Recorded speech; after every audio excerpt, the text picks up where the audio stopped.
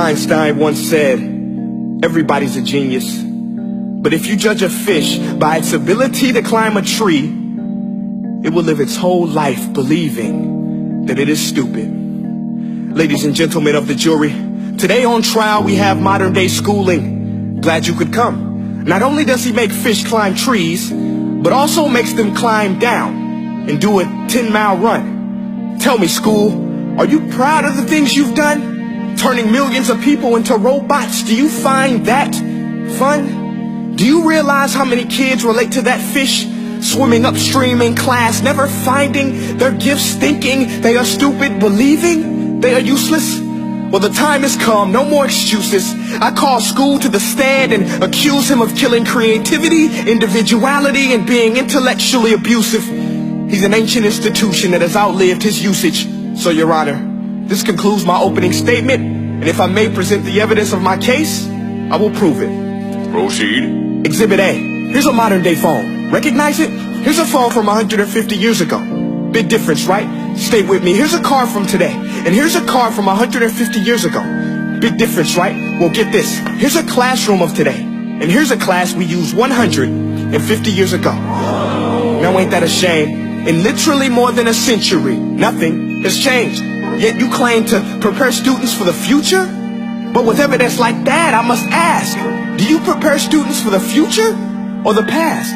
I did a background check on you and let the record show that you were made to train people to work in factories, which explains why you put students in straight rows, nice and neat, tell them sit still, raise your hand if you want to speak, give them a short break to eat, and for 8 hours a day tell them what to think. Oh, and make them compete to get an A. A letter which determines product quality, hence grade A of meat.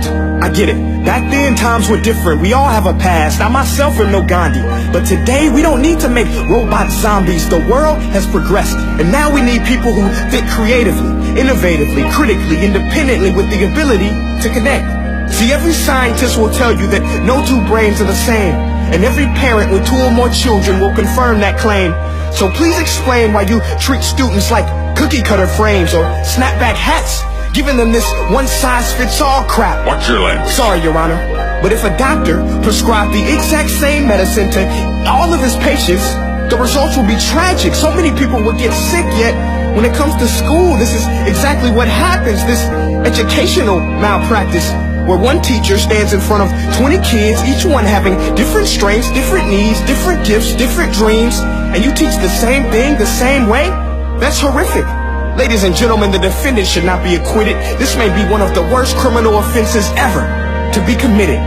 And let's mention the way you treat your employees. Objection. Overruled. I want to hear this. It's a shame. I mean, teachers have the most important job on the planet, yet they're underpaid? No wonder so many students are short-changed.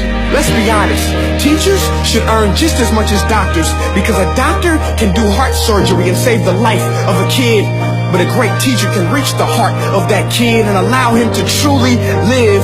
See, teachers are heroes that often get blamed, but they're not the problem. They work in a system without many options or rights. Curriculums are created by policymakers, most of which have never taught a day in their life. Just obsessed with standardized tests. They think bubbling in a multiple choice question will determine success. That's outlandish. In fact, these tests are too cruel to be used and should be abandoned, but don't take my word for it.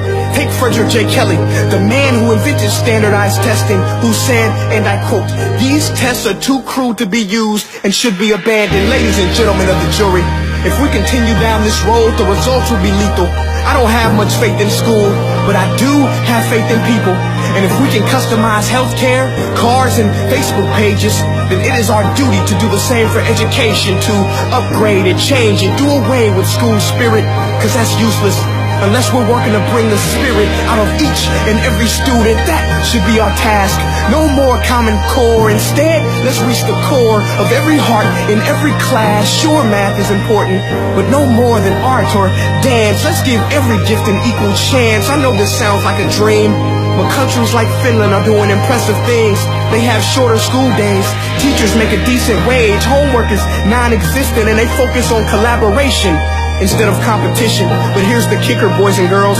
Their educational system outperforms every other country in the world.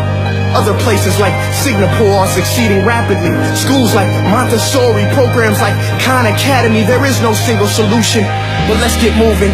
Because while students may be 20% of our population, they are 100% of our future. So let's attend to their dreams, and there's no telling what we can achieve.